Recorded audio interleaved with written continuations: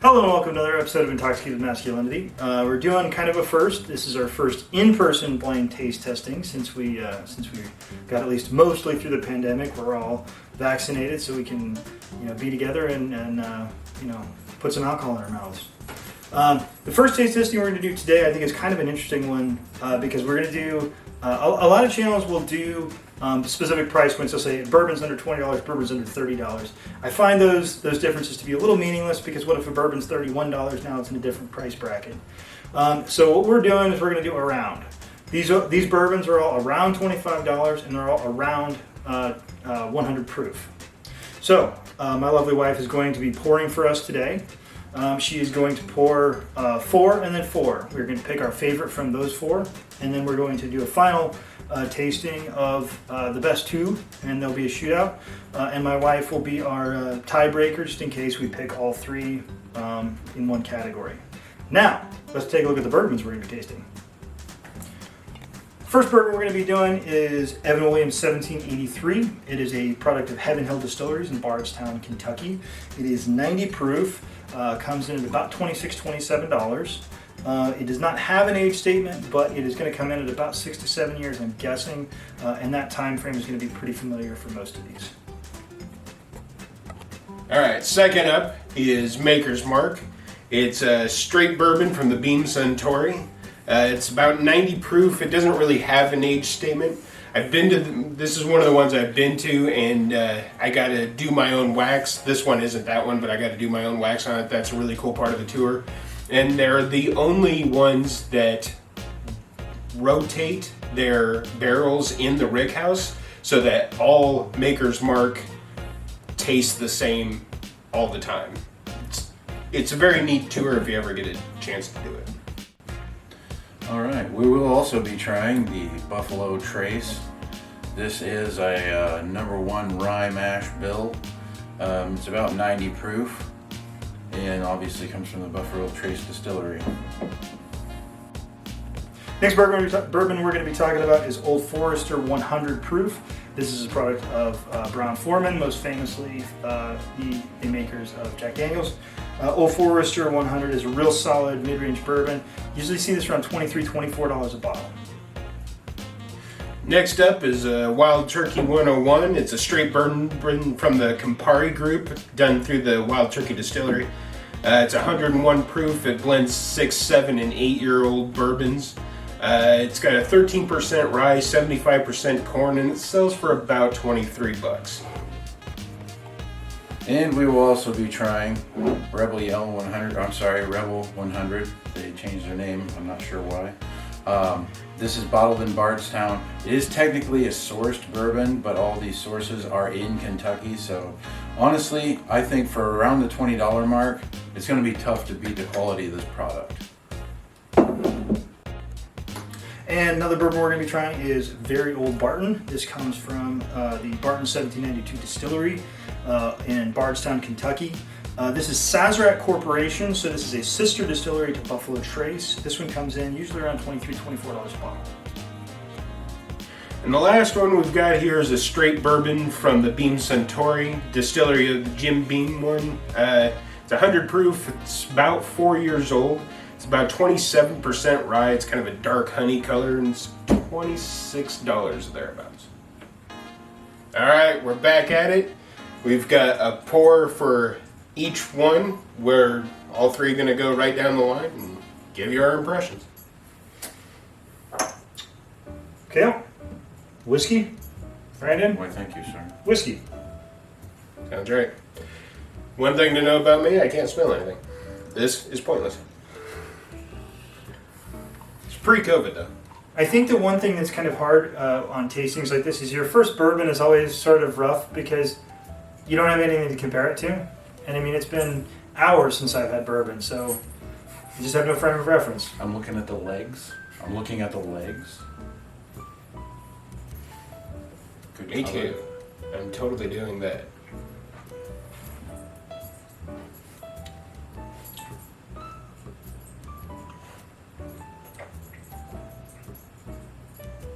It's a little hot. It's not crazy hot, but it is a little hot, I think.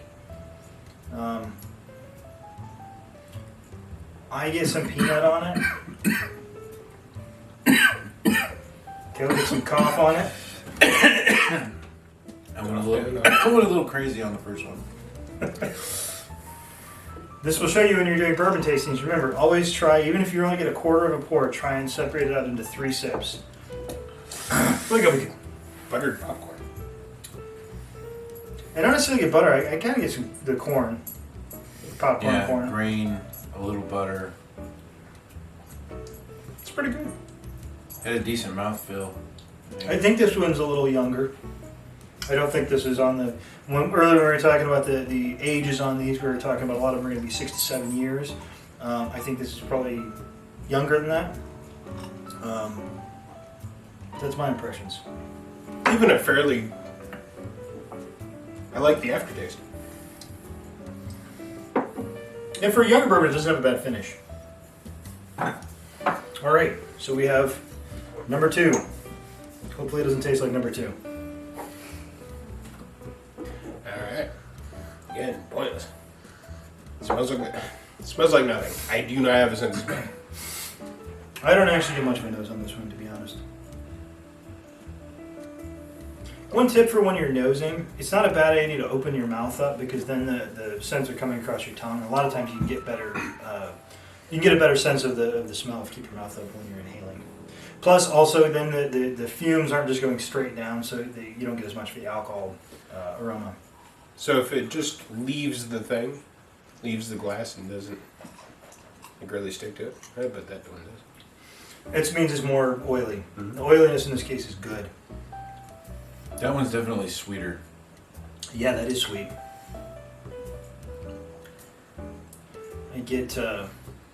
I got a lot of peanut on that one. I don't get any peanut on this one.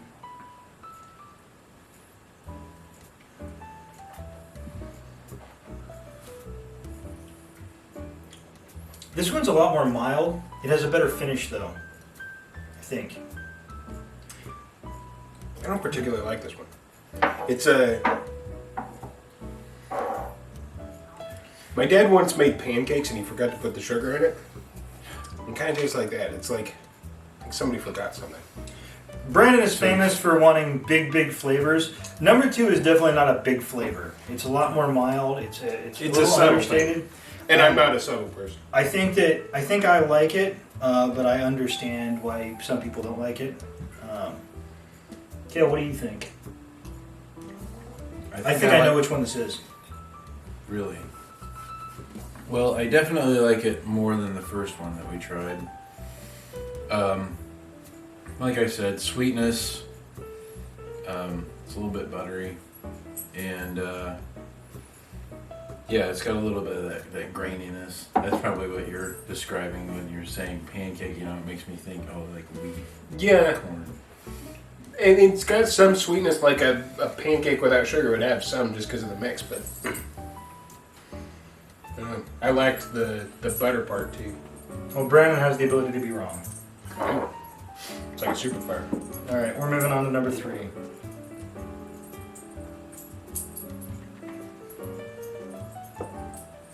I'm getting a nose on that one. Typically, I like doing these tastings with Glencairns, but to be honest, I just don't have enough Glencairns to do these. Glencairns have a tendency of centralizing the smells a little bit when you nose the glass, and unfortunately, these shot glasses don't nose particularly well. Oh, there's a nose there. Yeah.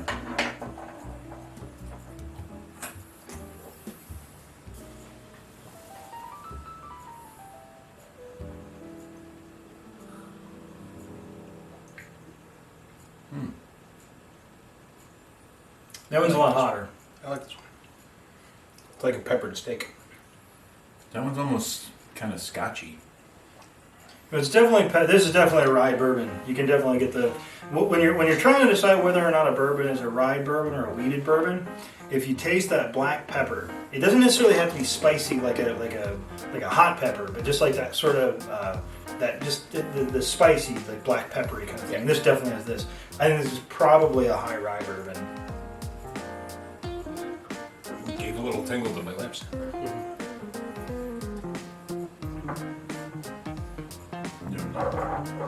Kentucky Chew. The Kentucky Chew. Why don't you describe what the Kentucky Chew is? Well, you place some of your delicious product roughly on the end of your tongue and commence to have like a chewing motion, and you're kind of mushing it around your tongue and around your gums and stuff. And it really kind of spreads the bourbon around a little bit more, gives it more oxygenation and whatnot in your mouth, so it really opens up the flavor. You get a lot better flavor profile by spreading it around that way, I think. Yeah, another thing you get from that is the viscosity. It's like an oilier bourbon, and a lot of people, myself included, like an oilier bourbon. That kind of what they would call a good mouthfeel. Hence the legs. The legs, when you swirl your bourbon, the slower the bourbon runs down the corners of your glass, people call that longer legs. Generally means it has a higher viscosity or lower viscosity. Can never remember which is which. It's oilier. It also usually means it's been less watered down. All bourbons, well, most bourbons will have distilled water added to the end to proof down to the desired proof. And the more water you add, the less light it's going to have because it's going to just have more water in it.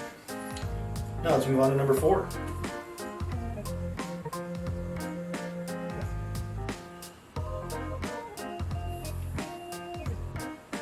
It's kind of an interesting nose.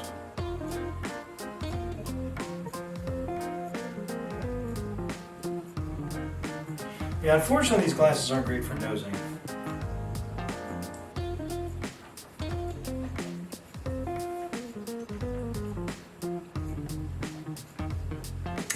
Pretty good. Not much in the way of the pepper like the last one. This one's more like a butterscotch. Yeah, I get some butterscotch on it. It's sweeter. I don't get a lot of character from it though.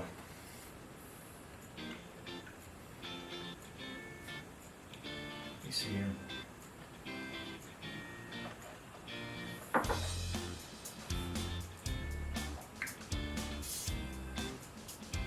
This one's definitely younger. There's a fair amount of grain on there. It does have a little bit of pepper to it, I think. But yeah, it's definitely grainy and sweet, so that probably is younger. It's got a little afterburn too. Do you guys need to confer, or do you think you know where your head's at on these? I think so. I mean, one more minute, I want to go through these one more time.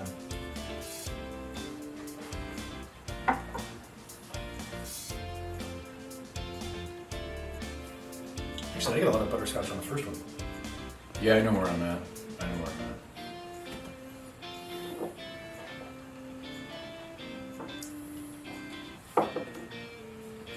Okay, Do we need to write this Okay. down? give me just one more second. I think 1 and 4 are very similar.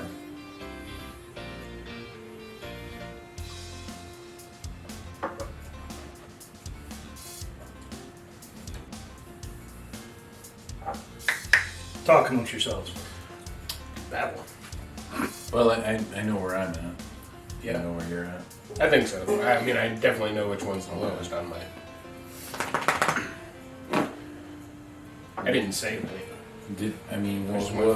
Of these, did any of them stand out in particular above the rest, or are they all fairly similar? Yeah, I mean,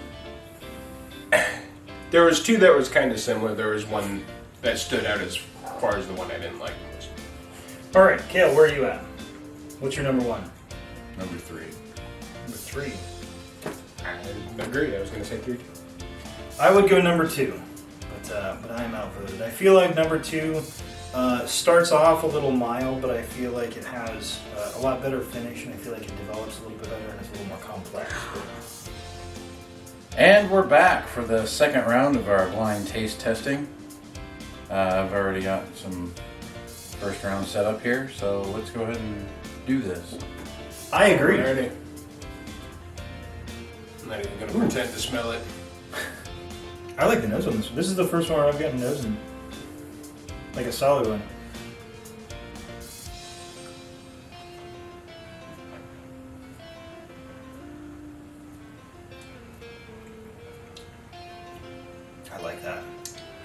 good. I like that a lot. It's like a little black licorice. I got banana. It's funny, those two are different, but I don't necessarily disagree with either one. Yeah, It's got kind of a like a deeper flavor to it. It's got a good finish.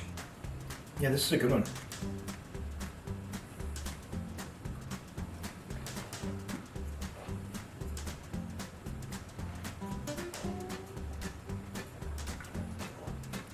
It's got a good oiliness to it. Not a lot of heat. It's not very aggressive. Yeah, it's not super hot. Yeah, I like that one. It's like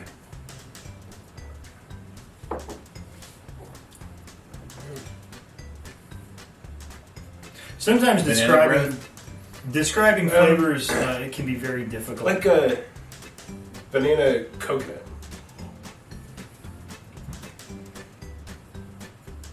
I guess one phrase that I've heard people use a lot is baking spices, and I can kind of get some baking spices on there. I think. I feel like banana bread's probably a good. Yeah, I think we're all kind of on the same track. I think the black licorice kind of comes in at the end. Well, I hate black licorice, so I'm glad I can't taste that. Really? And if you do like black licorice, is awesome. you can stay away from me. I think black licorice tastes like butt. Good call. That's insane. It's good. It tastes like anus. There's something wrong with you. Maybe I like anus. I don't know. It's good. You heard it here, folks. It tastes like anus. I think it's anise. Well, I mean, potato. Kind of nose on that one too, actually. Not much leg. It was warmer on the opening, but not much after. Yeah, it kind of just disappears. Yeah. It's not bad. It just kind of there's some peanut on the finish. Is that what that is? Yeah, I think so.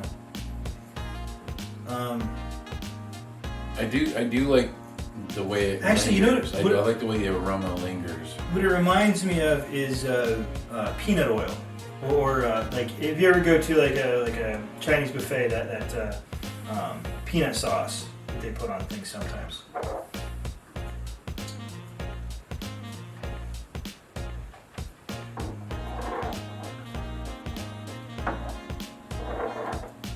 You know, I gotta say, I'm getting like a herbal or a floral kind of thing going. I get. It's not nearly as grainy. It's not too grainy. It's very nutty. Maybe that's what it is. I don't know. I don't dislike it. I couldn't pick out anything. It doesn't taste like anus. It was warmer than the first one, but I think the first one was a little warmer. Brandon's trying to mess up our lighting. As if it wasn't messed up enough as it is. I'm succeeding. You can't break something that's already broken. Shall we move on to our number 3? Yeah, I suppose. Yeah. It's always a good idea to have whiskey in front of you. Or rye. Rye is whiskey. Genre of whiskey. Whiskey is anything distilled from a grain, and rye is a grain.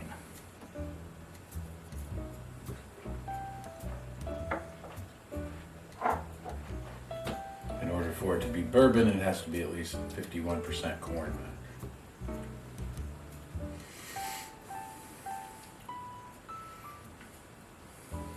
This one's a lot more subtle. I like it. It has a good finish.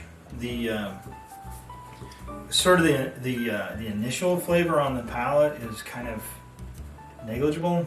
It just doesn't do a whole lot. But I think the finish is good. Vanilla. Yeah, I think vanilla caramel, kind of the usual suspects. It's real mild. It's maybe one of the most mild. Very subtle. What do you think? I think all of these have been way more subtle than the first ones we had.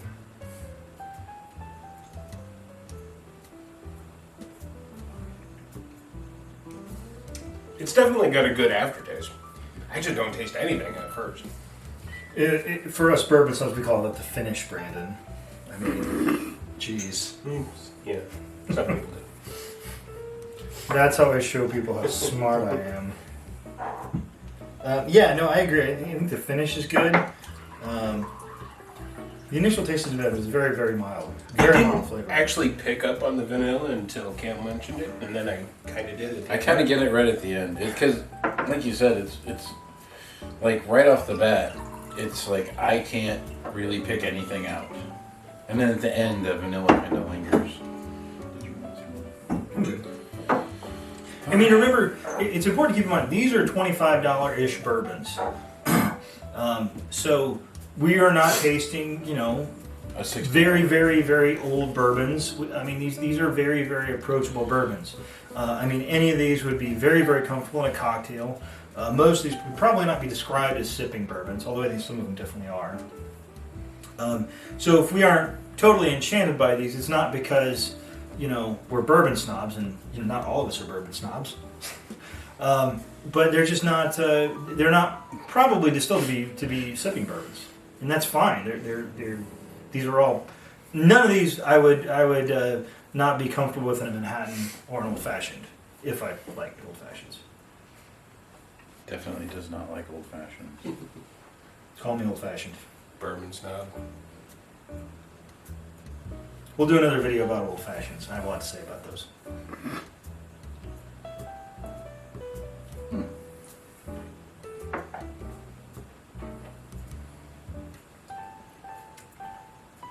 That is water.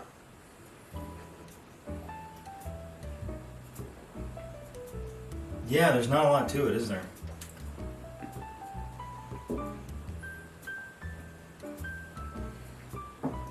Just a very subtle touch of heat at the end. It's very sweet. Once again, I'm getting like banana and a little honey, I think, maybe. I couldn't tell you the difference between aftertaste from the last one and whatever that was. I think I get the honey a little bit.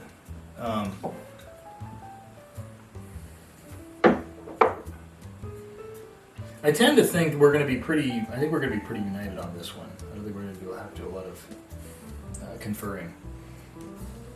Weirdly enough, I think I'm almost right down the line. Really?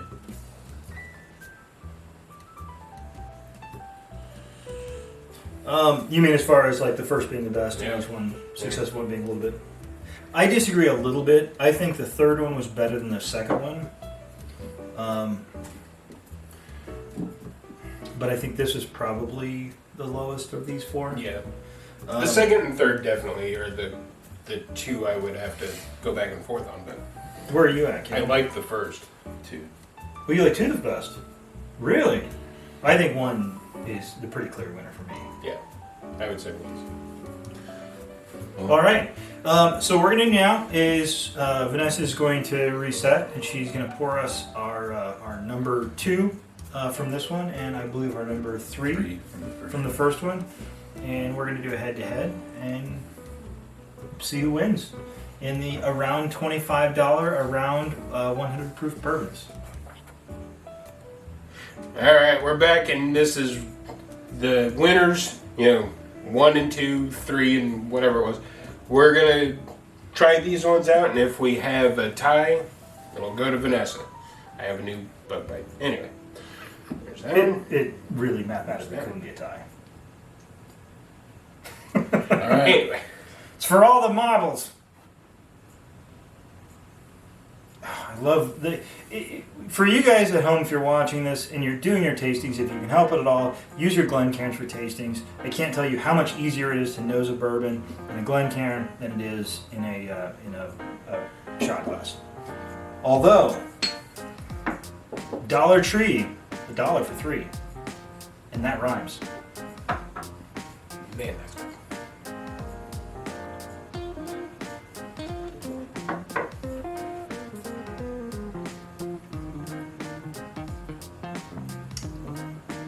like sweet and spicy.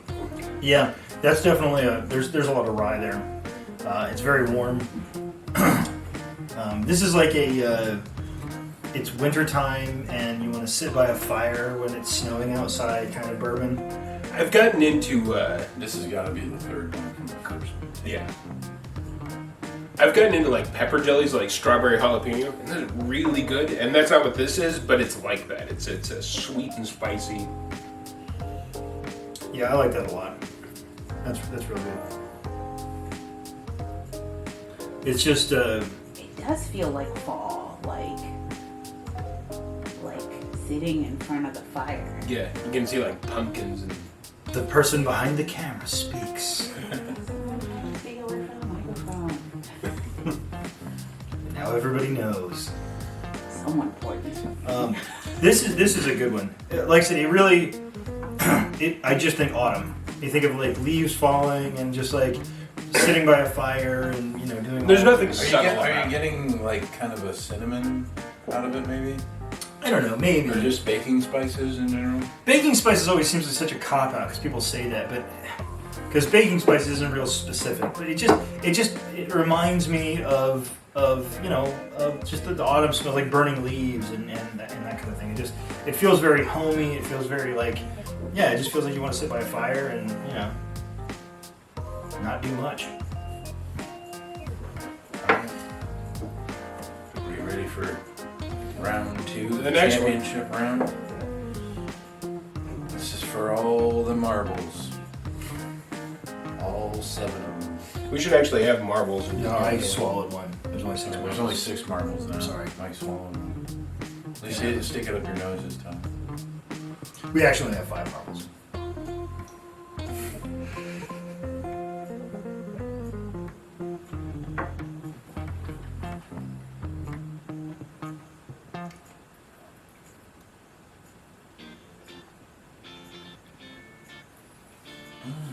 It's pretty good too. This is a lot more peppery. See, I would have said third. One of the complex things with high rye bourbons, and I believe these are probably both high rye bourbons, is high rye can come off in one of 2 ways. It'll always have that black pepper, but some of them come off more spicy, and some of them come off more spiced. And I know that's kind of a confusing statement, but when you think spicy, think of a taco. When you think spiced, think of like apple pie. A spiced apple pie, where it's not hot. It's got that sort of full flavor. Have you ever had fried ice cream? I have not. This is kind of like that.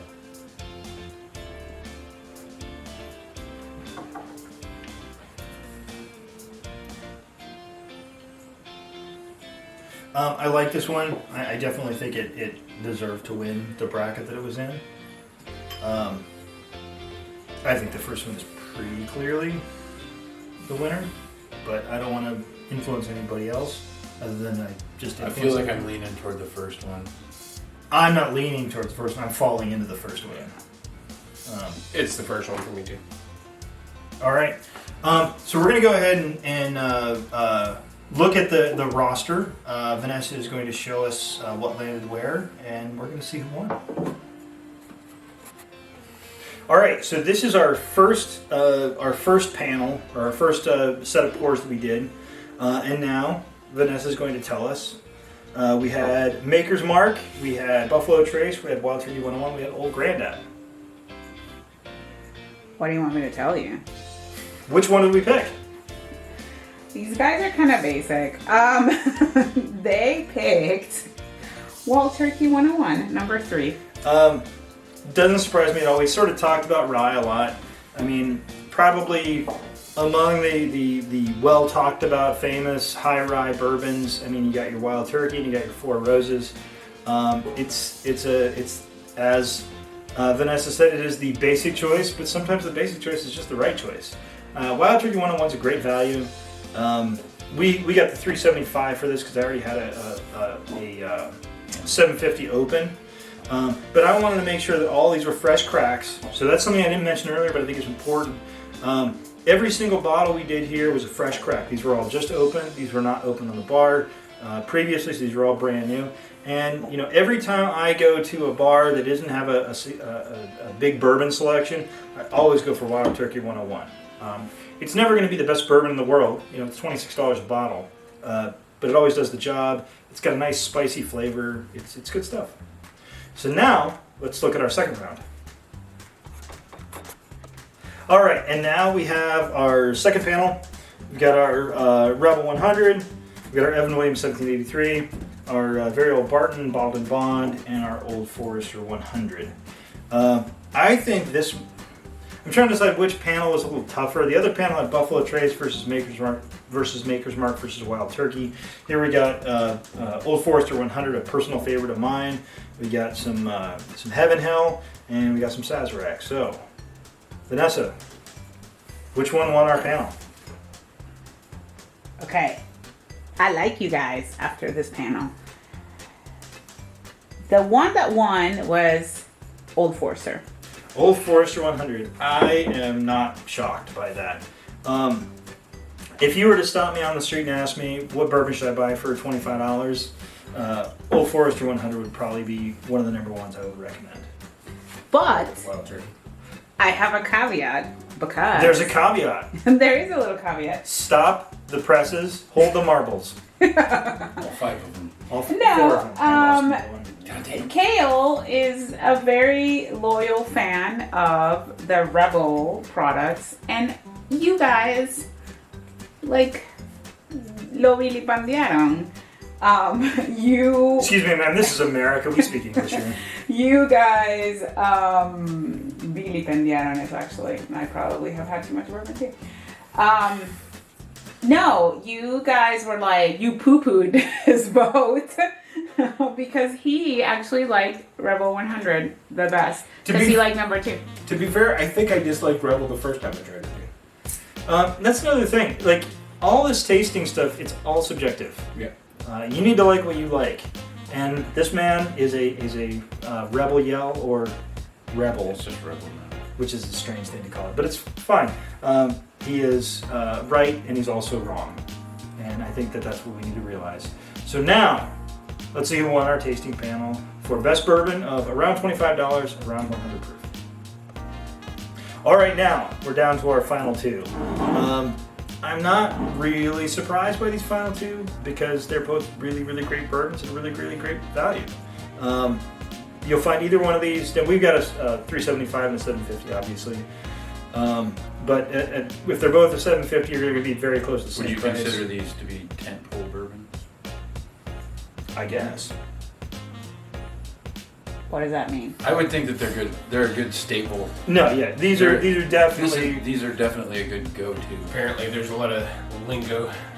No, these are great bourbons. I mean, you could mix these. I mean, honestly, if you're somebody who is into old fashions and are wrong for being into old fashions, your Wild Turkey is going to be great. The problem with old fashions is they're too sweet. The cocktail's just too sweet typically, and so you want to bring some spice into there. Wild Turkey is going to be great at that. Another bourbon that would be great for that is Four Roses. Four Roses wasn't included here. I should mention this.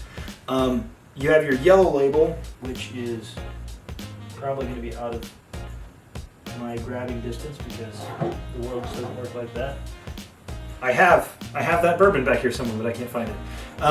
Your Four Roses yellow label, which would be in this price range, I just don't think stacks up, so I didn't include it. But if you go with your small batch, your single barrel, or your small batch select, these are going to be fantastic bourbons, but just in a different price category. So, with all that being said, Vanessa, which one would you pick? Okay, you guys are a good egg, and you picked Old Forester number 1. Old Forester 100. There's really no wrong choice here. These are both. I mean, we were talking off camera, and I tell everybody that if I'm in a bar that has a very limited selection, Wild Turkey 101 is my pick. 100 of 100 times. Old Forester is just a great bourbon. It's Brown Forman. It's an old distillery. They've been doing this a long time. What do you guys think? I really like the Old Forester 100. I think it's a very good go-to. If you can see it, I mean, for the price bracket, it's hard to beat. And if you keep an eye out, you can find this for $20. I have seen it places for $20. We were recently just down in Kentucky, and you got a handle, in Indiana, excuse me, and you got a handle for how much? I believe it was 37. Yeah, $37 for handle. You see this for $37 a handle, you grab that all day. Brandon, what do you think? I think both of those are really good. I drink them straight. I mean, yeah, you could put them in any kind of cocktail. I don't think you'd be disappointed, but just, hey, I want some bourbon and pour something in a glass, I think you're good to go. I think that's something that we need to, that we're trying to focus on here is when we're doing these tastings, is that we're trying to show people a bourbon that you can just sip on this bourbon because it's a good bourbon. And you should be able to enjoy the beverage that you're drinking. If you have to mix it with something, that means it's not good. You shouldn't be drinking it. And, you know, you see people doing that all the time. They're like, oh, I'm going to have this and Coke. I won't say what this is, but it's usually something that starts with the letter crap, and it's overpriced, and you're just buying a name. But really, I mean, what we're showing you guys here, best bang for your buck, honest dollar. Well, and I think it's I'm not familiar with that alphabet, but I'll go with it. It's a lot to do with the image too. Like people have an image of wild turkey, or like this wild. Yeah, this is your 750. That's the bottle you'll primarily be seeing. People have this image of wild turkey as being like a bottom shelf thing. I always did when I was working at a place that sold alcohol, you know. But it's not. It's really, really good. It's worth the time. It's a quality product.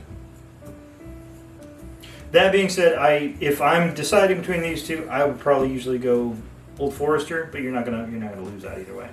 I think what all this really comes down to is there's a lot of really good affordable bourbons. I think there's a lot of bourbon snobbery out there that says you have to buy $150, $200 bottle of bourbon. You can easily buy a $25 bottle of bourbon, have some friends over and sip away on it, or make old fashions out of it. And you'll have a great night, and you won't be disappointed at all. That being said, we reached our winner. Does anybody have any final thoughts for the evening? No, I think they're at 1-1. I don't like being poo-pooed. I don't like being poo-pooed either. All right, everybody have a good night.